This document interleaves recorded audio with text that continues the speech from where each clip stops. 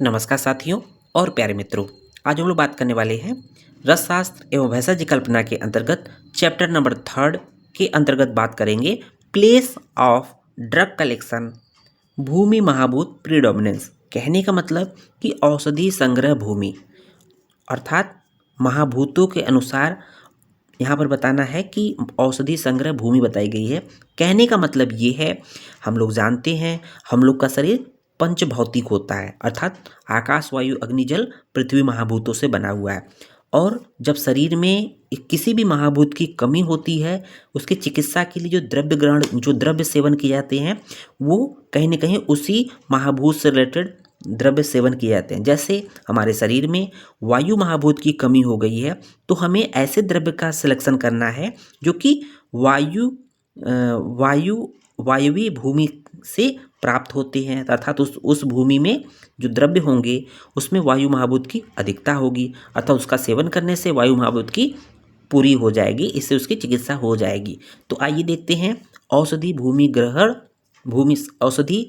संग्रह भूमि महाभूतानुसार, अर्थात महाभूतों के अनुसार सुश्रुत ने जो है देखेंगे, आचार्य सुश्रुत ने भूमि को पंच महाभूतों के अनुसार 5 प्रकार का माना है। तो उन्होंने क्या किया है, भूमि को, जो भूमि होती है जहाँ पर औषधियाँ उगती हैं, उस स्थान को पंच महाभूतों के अनुसार 5 प्रकार का माना है, जिसको औषधि ग्रहण करने से पूर्व परीक्षा करनी चाहिए। तो हम लोगों ने बात भी किया कि आपको किस महाभूत से युक्त औषध का चयन करना है, उसे उसी प्रकार के महाभूत से युक्त भूमि से ग्रहण करेंगे तो हमें लाभ मिलेगा।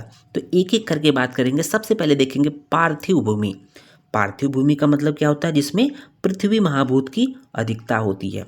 देखेंगे पार्थिव भूमि के जो कुछ पहचान बताई गई है, तो ऐसी भूमि पथरीली होगी, है ना, कठिन होगी। तो हम लोग जानते हैं पृथ्वी का गुण क्या होता है, कठिन होता है ना, और भारी। पृथ्वी तो ऐसे भी महाभूत भारी होता है। और सबसे खास बात, इसका जो वर्ड होगा कैसा वर्ड है, श्याम वर्ड की, हल्का सा पृथ्वी महाभूत की वजह से काला है, श्याम वर्ड की ये भूमि होगी, ये मिट्टी होगी। अब देखते हैं दूसरे नंबर पे जलीय महाभूत की। जलीय महाभूत मतलब ये भी देखेंगे श्वेत वर्ड की। तो यहाँ पर जल महाभूत जो की वजह से श्वेत होता है। जल का वर्ड कैसा होता है, लगभग श्वेत ही होता है ना। तो श्वेत वर्ड की चिकनी होनी चाहिए मिट्टी। मिट्टी कैसी होगी, चिकनी होनी चाहिए और शीतल होनी चाहिए, क्योंकि जल महाभूत शीतल होता है, इसलिए यहाँ पर जो मिट्टी भी है वो शीतल है, जिसमें मृदु धान्य पैदा हो, क्योंकि ये मिट्टी कैसी है, चिकनी मिट्टी में मृदु धान्य पैदा होते हैं। उसके बाद देखेंगे आग्नेय भूमि। आग्नेय भूमि में क्या होगा, पित्त महाभूत की प्रधानता होगी, अर्थात पांडु वर्ण की, देख रहे होंगे पांडु वर्ण की ये होगी, है ना।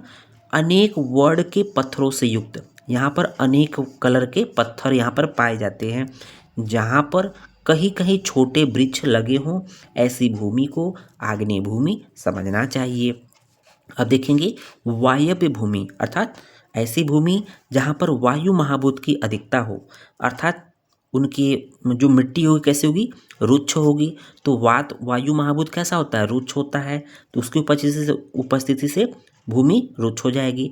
उसका जो वर्ण होगा वायव्य भूमि की, भस्म या धूसर वर्ण की, ध्यान दीजिएगा, भस्म या धूसर वर्ण की मिट्टी होगी।